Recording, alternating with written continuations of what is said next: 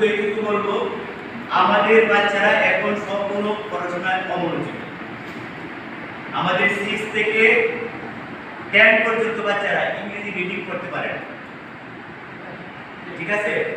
তাহলে এই রিডিং করতে পারে, তাহলে তারা পরীক্ষা দিয়ে কিন্তু আবার পাস করে, তাহলে এখানে একটা গ্যাপ থেকে যায়।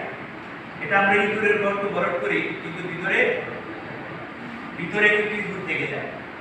তাহলে আমি যেটা আপনাদেরকে বলবো,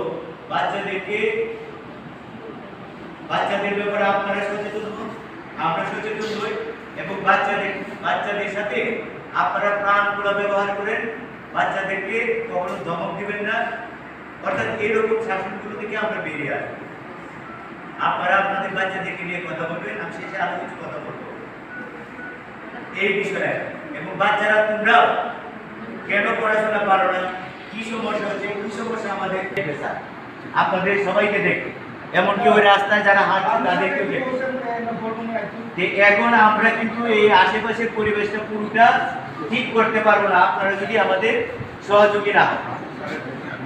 আমরা কিন্তু ক্লাস করাই, কিন্তু এরপরে বাচ্চাদের ইমপ্রুভমেন্ট নাই। ইংরেজি পড়াশোনা কর, সারা বছর পড়ায়, টাকা লাগবে না, এরপরেও আসে না।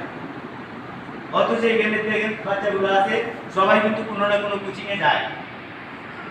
এখন আপনারা যদি একটু দেখেন, আমাদের এই স্কুলের যে স্টাফ আছে, ইনশাআল্লাহ এখানে বাংলাদেশের সেরা শিক্ষক আছে, 2 বার সেরা শিক্ষক আছে, এরকম শিক্ষক আছে।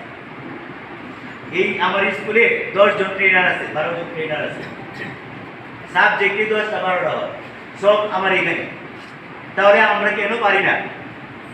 তাহলে আমাদের ল্যাবগুলো কোথায়, অভাবগুলো কোথায়, এইগুলো নিয়ে কথা বলবো। আপনারা আমাদেরকে সহযোগিতা করবেন। যাই হোক, আমি নিরাপদ শিশু আর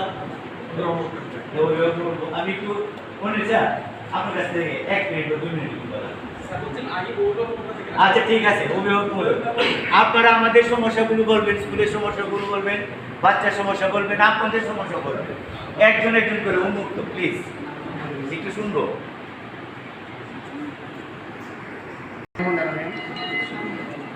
অভিভাবক সমাবেশ আশুলিয়া জেনারেল ন্যাশনাল ইনস্টিটিউশনের সম্মানিত সভাপতি মোহাম্মদ হারুন রশিদ, প্রধান শিক্ষক স্যার, উপস্থিত ধর্মীয় আলোচক মোহাম্মদ আতিকুর রহমান স্যার, উদ্যোক্তা ও সঞ্চালক শফিকুল ইসলাম, নিরাপদ শিশু কর্মসূচি, পাশাপাশি উপস্থিত আশুলিয়া স্কুলের সকল শিক্ষক শিক্ষিকা মণ্ডলী, উপস্থিত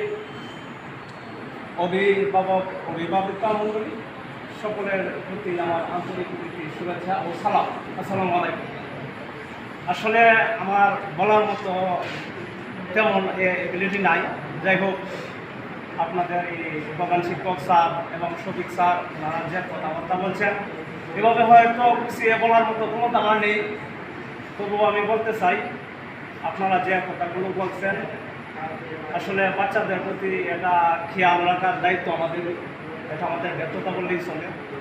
হয়তো আমরা অনেক সময়ের অভাবে কিংবা আর্থিক অবস্থার কারণে এটা পারি না যোগান দিতে। যাই হোক, তো আমি সকল অভিভাবকদেরকে একটা কথা জানাতে চাই। স্যার বলছে যে এই ইংরেজি না, শুধু দেখতে হবে আমার বাচ্চা আসলে কোন সাবজেক্টে